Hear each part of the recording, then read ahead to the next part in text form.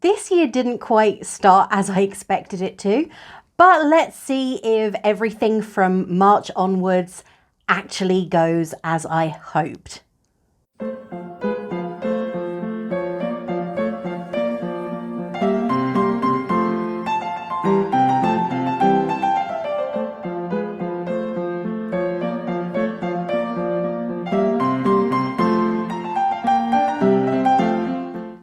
This week, I figured I would start March as I intended to start January. So, hey everyone, it's Ray. Welcome to my bookish life and my little bookish corner, which is growing quite rapidly. I thought I would start my video this week with my 24 for 24. Yeah, I know we're in March. My calendar flipped over this morning just before I started work. And I suddenly thought, oh, have I actually got a 24 for 24? So rapidly started writing my list of all the books I intended to read and some books that I have already read in this year, even though it's been quite a quiet one. And I figured that I would share them with you and see if we have any books in common. So to start off, I am going to go through the books in no particular order, but I am going to begin with the books I have already read. The first one is The Invocations by Krystal Sutherland. Now, I didn't really rate this book incredibly high on my rankings. I think I gave it 3 stars out of 5. However, it is very well written. It is quite exciting. It just wasn't a style that gripped me, and it took me over a week to read it. And it's not that long a book. I ended up purchasing the beautiful paperback special edition available via Waterstones, which has gorgeous lilac, lavender coloured sprayed edges and the traditional cover in a slightly different colour scheme. It was a good book, don't get me wrong, and if you love dark academia and feminist tales, then you will absolutely love this. There's essentially, it's a trio of women who have developed powers, and they source them via bargains with demons. One of the main characters is incredibly strong, and it turns out that those girls, other women that she has imbued these powers, given these powers to, have turned up dead.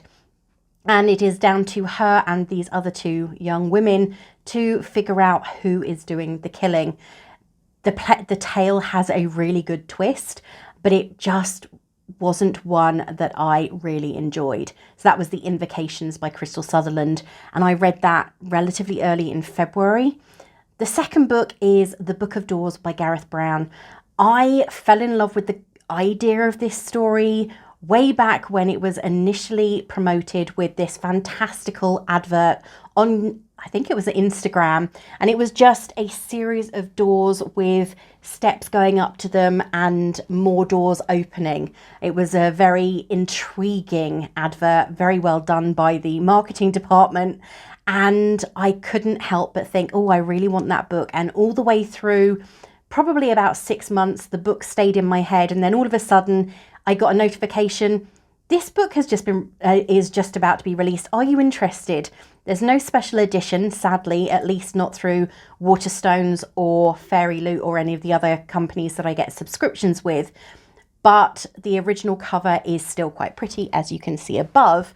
And the tale itself is kind of science fiction fantasy. The concept of time travel and of other dimensions is brought into play. Essentially, it's the story of a young woman who finds herself in possession of the Book of Doors, and a lot of other people are after this particular book because the power that it contains within it enables you to travel to anywhere in the world and any time during any time. It's not just a case of, oh, well, I remember this time 50 years ago.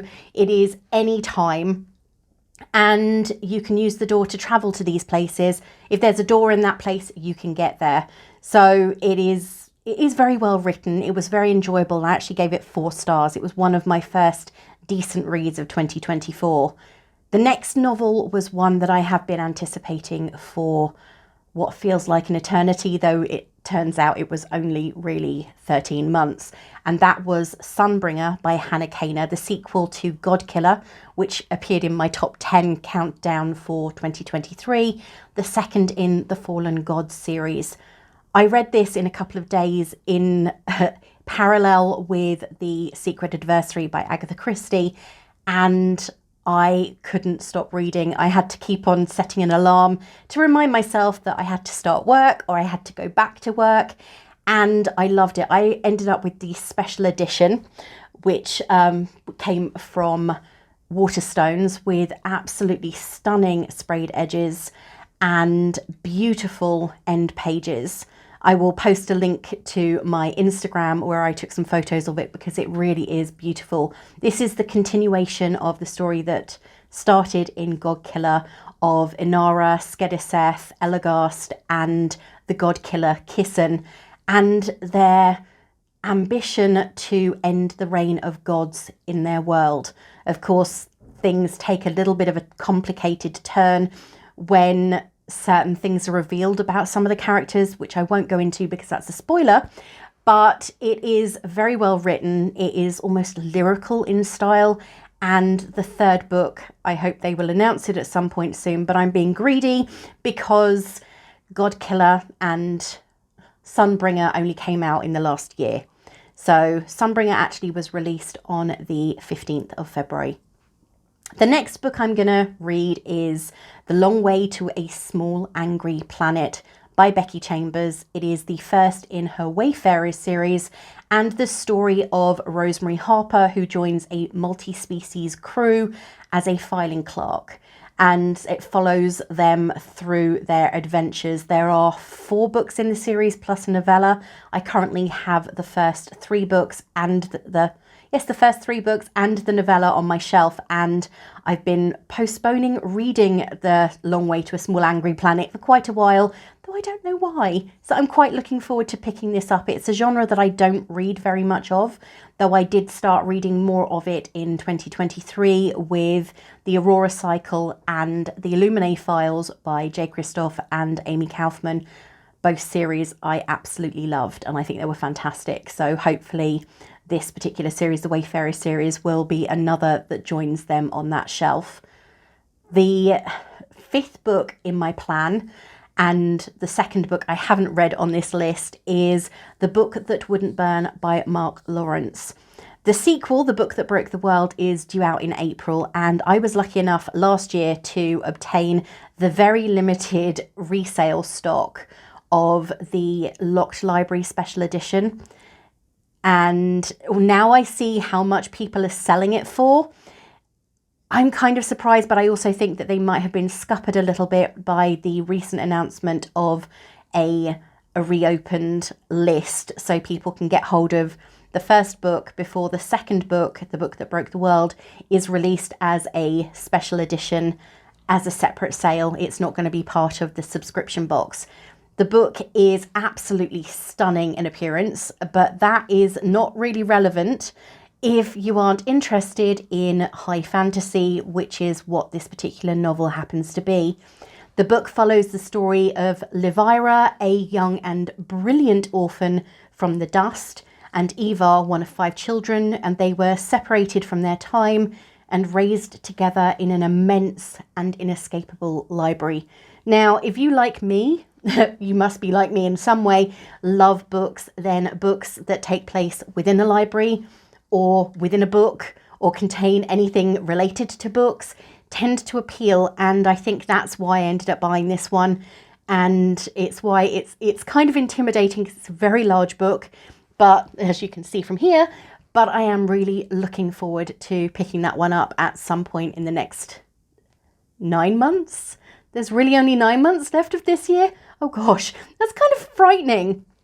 Okay, the next book is one that I started on the 1st of March. It is the first of my March books, partially because in a book club I'm part of, we are doing Under the House in the Cerulean Sea, and I have already read it, so I figured that what better way to show my support for TJ Klune than to read Under the Whispering Door. It's the only one of his books, or of his more popular releases, I suppose, his more mainstream releases that I haven't yet read. And I am really looking forward to Somewhere Beyond the Sea, which is the sequel to The House in the Cerulean Sea, and that comes out in September this year.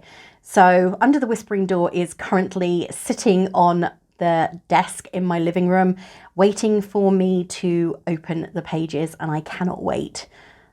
And I can't even remember what it's about. That's so bad.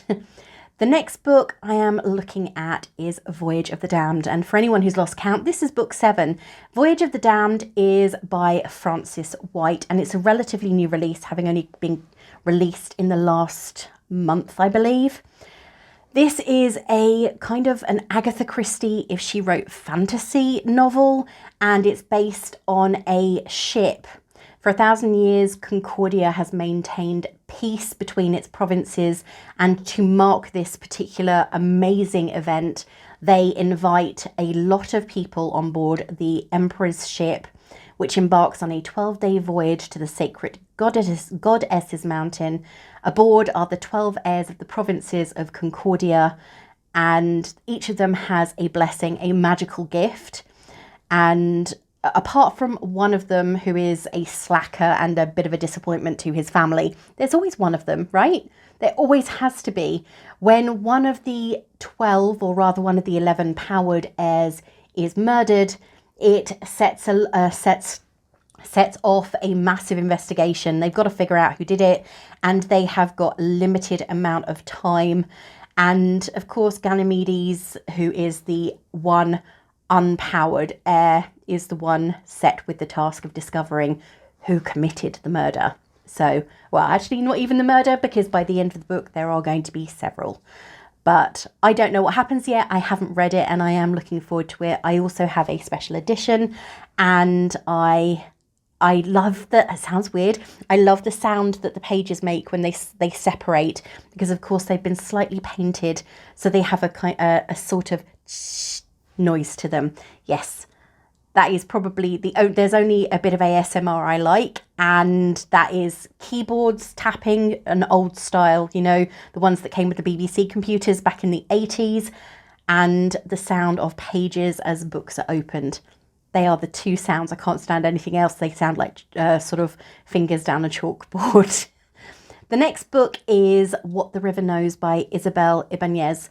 I believe I got this as part of a fairy loot in, I want to say December last year. It is summarised as The Mummy, sort of. The 1999, you know, Brendan Fraser and Rachel Weisz, and it's based in Egypt, and it's got a lot of books in it, and the cover is stunning, at least the edition that I have, but I'm not sure at the moment. It's on that list because I really want to read it. I'm very curious to find out if it's any good. I've heard a few things about the author that don't sort of lean in her favour. However, I am doing my best to separate art from artist, and therefore I'm going to read the book. If it's not my kind of thing, I will pass it on to someone else, because I have a shelf in the corner of my room that already is stacked nicely with books that I am going to either sell or pass on to other people because they just weren't my type of book. The next on my list, number 9, is Empire of the Vampire by Jay Kristoff. I recently took delivery of Empire of the Damned. It came out at the end of February, so it actually came out yesterday, the 29th.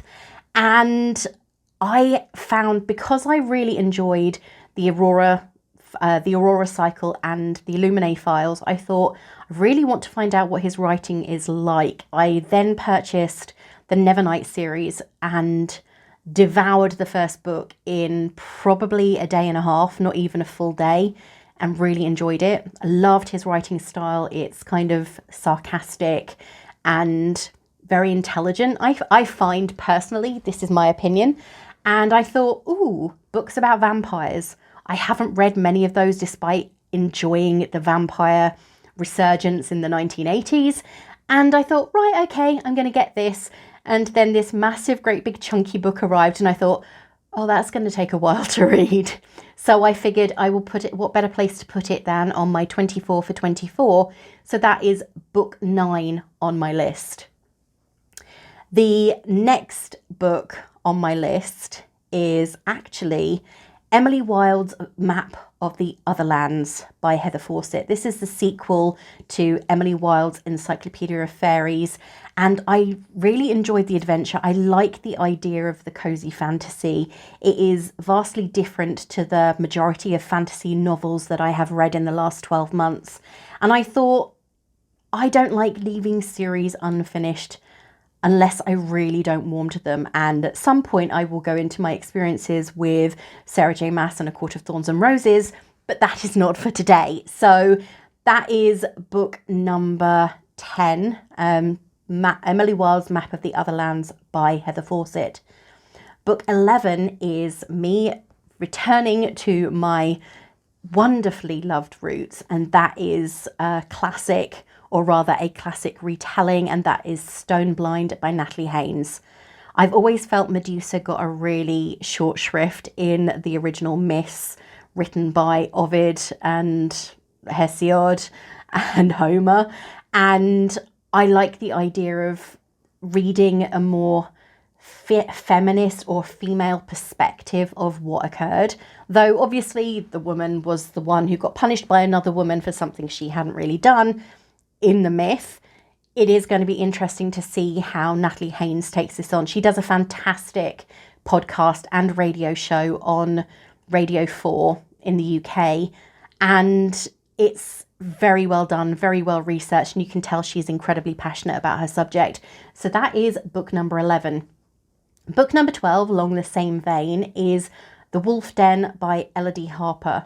I was gifted this book when it first came out, and my sister sent it to me as part of a birthday present, and it sat on my shelf ever since. I think it's been there for 2 years.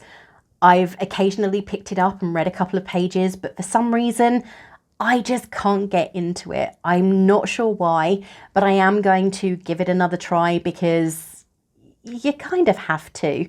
If I don't like it, it's going to find its way to the donation pile. But it may well be that I enjoy it enough I end up purchasing the other 2 books in the Fortuna series. Who knows? Book number 13 is yet another mythological retelling, and that is Legendborn by Tracy Deonn. It is an Arthurian retelling based in America, and I can even remember what I felt when I saw this cover in Waterstones.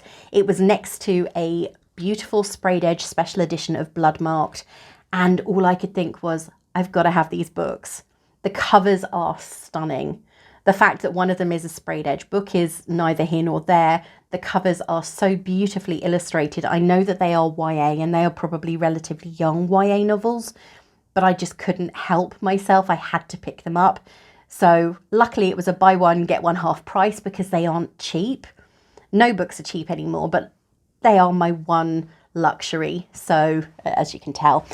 So I figured, what's the harm? And I took them home with me and put them on the shelf, and they have been there now for nearly a year. I am going to read Legendborn. I hope that it encourages me to pick up Bloodmarked afterwards. However, Legendborn is number 13 on my list of 24. The next one is Fairy Tale by Stephen King. This one I was gifted for my birthday last year, so just over 12 months ago. And as a fan of Stephen King's older books, as in Misery from 1987, Christine, Carrie, Firestarter, Silver Bullet, I could list loads. I started reading Stephen King quite young. I read Misery when it first came out and I was 13. So he's one of those authors that I have been relatively loyal to. However, I haven't enjoyed his later fiction. It's veered too much on the historical, theoretical, not so much horror side. And this is coming from someone here who does not like watching horror films. If you want to find out my feeling on horror films, you'll have to tune into a couple of the episodes of my friend's podcast, Once Upon a Nightmare, and you'll hear me say, I really don't like horror, but I can read it. And that's where Stephen King comes in. So I'm very curious to find out if I'm going to enjoy this particular story. I'm not even sure what it's about, but I was gifted it and I do like the cover. So I am judging a book by its cover in this instance. Number 14 on my list is Babel by R.F. Kuang. I have a stunning special edition that's part of the Locked Library. But that's irrelevant. I have heard so many mixed reviews. However, last year I read Yellowface and loved her style of writing. I didn't like the story, but I don't think you're meant to, because it is a shocking indictment of the potential reality in elements of the publishing world, and it fascinated me, and I thought I've got to get more of her books. So I've got The Poppy War on my shelf, which I will eventually pick up. I haven't got the other two in that series, and Babel came as part of a locked library subscription. So I thought I've got to read it. It's a gorgeous book, but that doesn't mean the story is going to be any good. So I am going to hold back any judgment, read the book. It's going to take me some time. So that's why these 24 are going to be read over the course of the next 9 and a bit months, rather than I'm going to read every single one of them in the first part of this year. And hopefully it's going to be one that becomes a favourite. If it doesn't, then it will go the way of other books that I didn't enjoy, namely on my Vinted or to a charity shop, because they need to be read. That's what books are for. They aren't just to be sat on my bookcase and ignored forever, though some of them have been there for quite a while. The next book is actually a historical retelling, and that is The Other Bennet Sister by Janice Hadlow. This is the story of essentially Pride and Prejudice and onwards through the eyes of the most forgotten of the Bennet sisters, Mary, who is mostly used as a form of mockery throughout Pride and Prejudice, whether you watch the TV series, the 2005 film, or read the original book.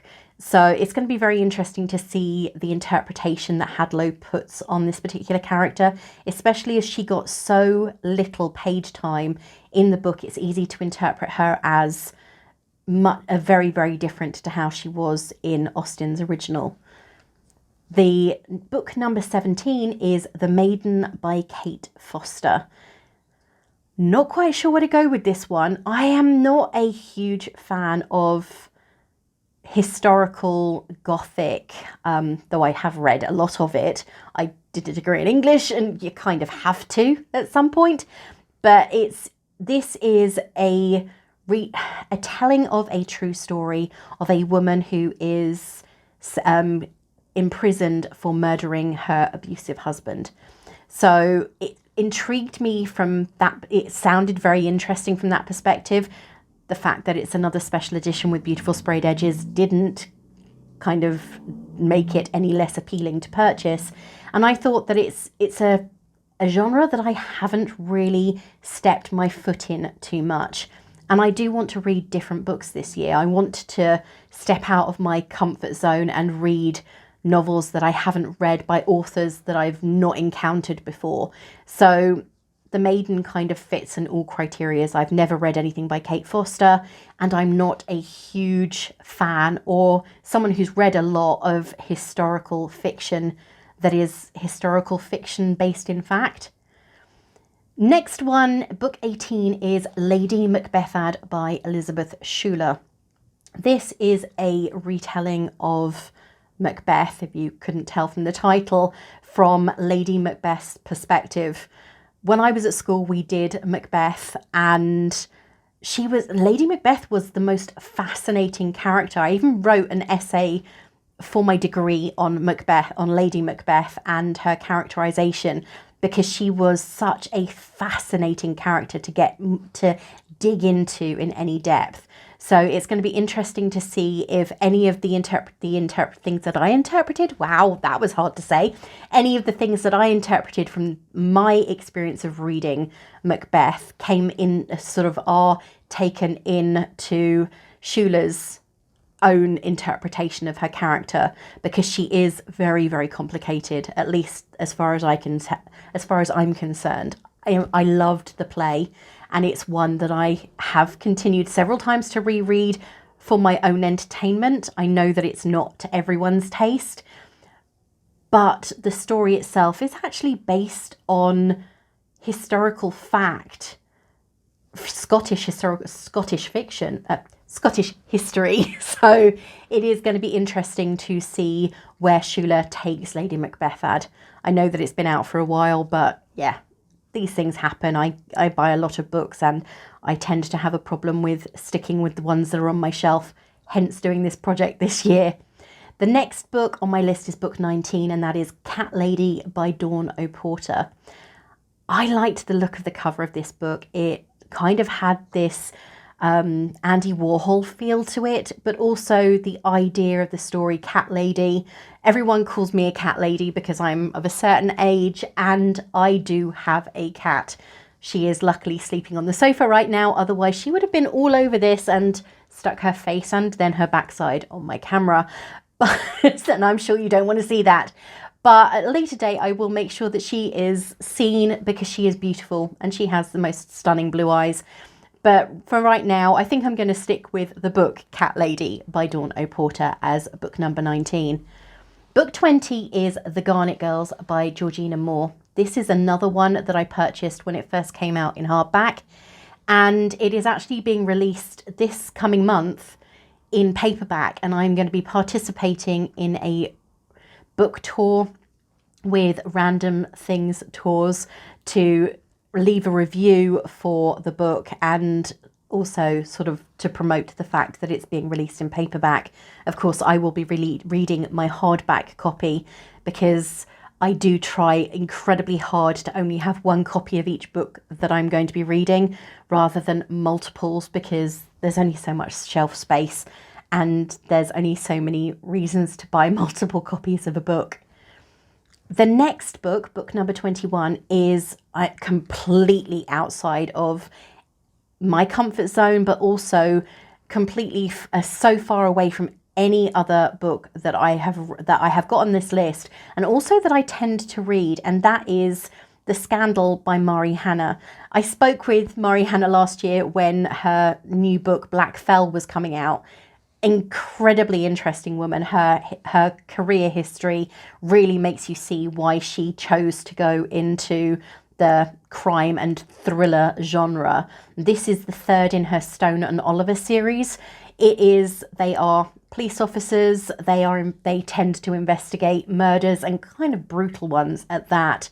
And I was sent a set of the Stone and Oliver series, so I thought, well, I'm going to add one of these to my 24 so that I can actually read it and say definitively whether this is a genre that I even want to go into further. I know that it's an incredibly popular genre. Everybody is always talking about Lisa Jewell books, and any other book by Frida McFarlane, I believe. I'm so bad with authors that I don't read. Their names just don't tend to trip off the tongue. And I thought, well, I'm going to try this, even though I did enjoy Black Fell. I found it was very well written. It was fast paced. It was intriguing. I had no idea who'd done it, but they are so much darker than the cozy crime I tend to stick to, that I wasn't sure if it was going to affect my confidence in leaving my door unlocked at any point during any day of the week. So that's The Scandal by Mari Hanna. Now, the next three and the final three on my list are actually books that haven't come out yet. One of them is due out in April. The rest are due out towards the latter part of this year. So the books I'm looking at are The Familiar by Leigh Bardugo. I loved Six of Crows. I know that The Familiar is more historical, which then steps back to my feelings on I'm going outside of my normal genre with The Maiden. The cover looked beautiful. The story summary sounded intriguing, and I thought I have to buy this. So I have pre-ordered it, and that is due out in April. The next one is Babylonia by Costanza Casati. Now, if you have already seen my 2023 top 10 countdown, or listened to my favourite books of 2023 podcast episode, you will know that Costanza Casati's Clytemnestra was my top read of 2023. And I'm talking about, I read a lot, and out of every single book I read, Clytemnestra was my top read. I have encouraged everybody I know to read it. It was even a friend's choice for book club last month, and it was purely by accident, but she tends to ask me for book recommendations.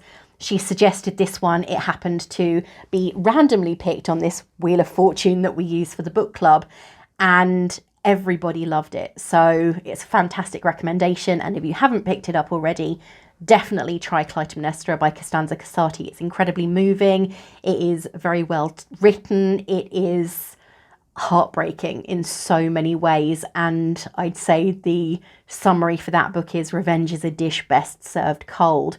Babylonia is the second book that she has released, and it is about the only female ruler of Babylon, and I'm really looking forward to it. The minute it was announced, I don't think I have pressed opened my Waterstones app as quickly as I did as soon as I saw the announcement for that particular book.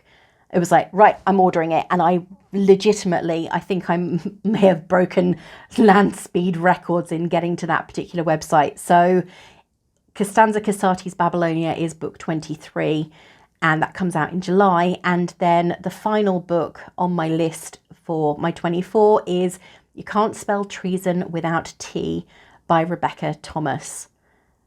I purchased this sight unseen, and I'm going to maintain that because I do like reading books that I don't know anything about. Going in blind is occasionally the best way to read a book. If you have no idea what it's about, you can't make any judgments. So that is my 24 for 24. Have you got any of those on your list? Have you read any of them? I'd love to hear from you, and don't forget to like, comment, and subscribe. I will see you again soon.